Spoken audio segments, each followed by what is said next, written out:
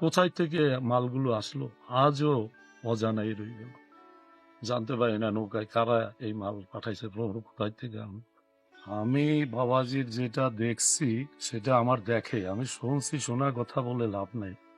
বাবাজির বহু কথাই শুনছি, কিন্তু আমার নিজের দেখা দুইটা জিনিস আমার মনে পড়ে এবং আমি সেখানে সাক্ষাৎ ছিলাম আমাদের বাপ্তা মহাপ্রভুর আঙ্গিনায়।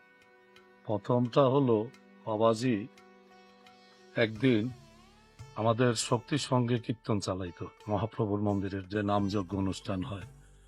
তারপরে আমাদের মাধব দা ছিল সেক্রেটারি ছিল। সন্ধ্যা হয় এই অবস্থায় আমি তখন মহাপ্রভুর মন্দিরে দাঁড়ানো। বাবাজি তখন আমাদের নাগ মন্দিরটা ছিল টিনের। বাবাজি ওখানে টিনের নাগ মন্দিরে বসা, মহাপ্রভুর মন্দিরের বারান্দায়। মাধবদা আসছে ঠিক সন্ধ্যাবাতি দেয় এই টাইমে আমাদের মাধবদা এসে বলে যে, ভাই ভান্ডারখানায় তো কিছুই নেই। আমিও তাকাই, দেখলাম যে আধা কেজি বা 1 কেজি চাউল আর হইলো যায় হয়তো কয়টা আলু আছে, এর বাইরে আর কিছুই নেই, সম্পূর্ণ খালি। তো মাধবদা আমার বলে যে, ভাই এখন রাত্রিবেলা তো এই বৈষ্ণবদের রান্না বান্না চলবে, কিন্তু দেখতে কিছুতে নাই ভান্ডারখানায়, তাহলে এখন কি অবস্থা, একটু যাই তুই বাবাজিকে বল। বাবাজি তো বসে আছে। আমি বলতাম কেন, আপনি যান। না ভাই তুই একটু বল।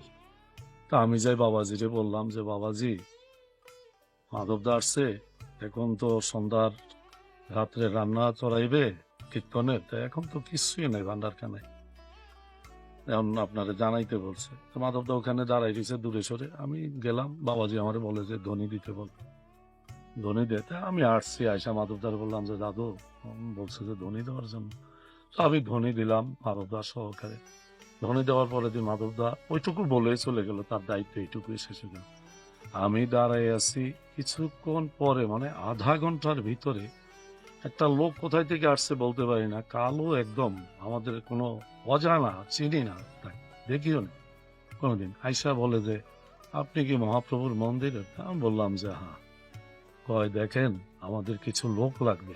আমি বলে এখন সন্ধ্যাবেলা লোক তো নাই, আমি কি করব? আমি বলি কি ভাই?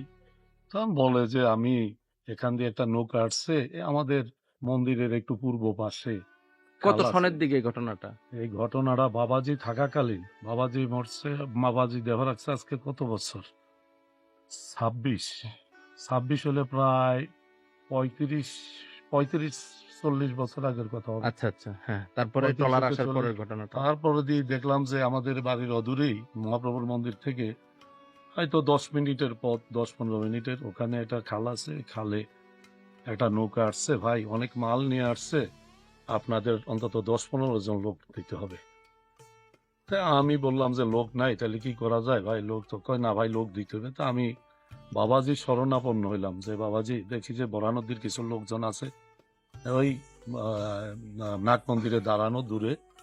বাবাজিরে বললাম যে, বাবাজি এই ঘটনা, একটা নৌকা আসছে নাকি, এখন ওরা 10-15 জন লোক চায়।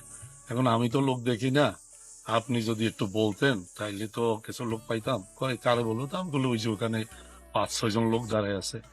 তারপরে দিয়ে আমার বললো যে, যা তুই যাই আমারে দেখাই দে। তা আমি তারপরে দিয়ে দেখাই দিলাম যে এরকম বাবাজি আপনাদেরকে ডাকে, ওখানে নাকি নৌকা আসছে এই মালামাল গুলো আনার জন্য। তারপরে দিয়ে বাবাজি তাকায় আছে, আর ওনারা বললো যে এখন তো আর আমার কিছু বলতে পারবে না। তারপরে দিয়ে আসছে, আসার পরে দিয়ে আমরা 5-6 জন, আমি নিজে সাথে গেলাম, সাথে হাঁটা ধরলাম। হাঁটা ধরে তারপর দিয়ে ওনাকে জিজ্ঞাসা করলাম যে, ভাই মালগুলো কিনা কে পাঠাইছে? উনি বলে যে বলতে না বলছে। তা আমি বলে, ভাই এটা না বলছে এটা তো কথা না, কে পাঠাইছে? আমি জিজ্ঞাসা করলি কি? কয় না বলতে না কইছে। তা আপনি 5-6 জন লোক দিলেন, এই লোকে কয় ঘন্টায় এই মালগুলো আনবে? এই মাল কি মহাপ্রভু মন্দিরের জন্য দেওয়া হয়েছে? হ্যাঁ, মন্দিরের জন্য আনা হয়েছে। তারপরে দিয়ে আমি সহকারে গেলাম, আরো কতটুক যায় আমি যখন ওনাকে জিজ্ঞাসা করলাম যে, ভাই বললেন না কেন? আমার এমন একটা ঠাড়া দিল যেটা, যে ভাই আপনি নাম জানতে চান কি জন্য? নামের তো প্রয়োজন নেই।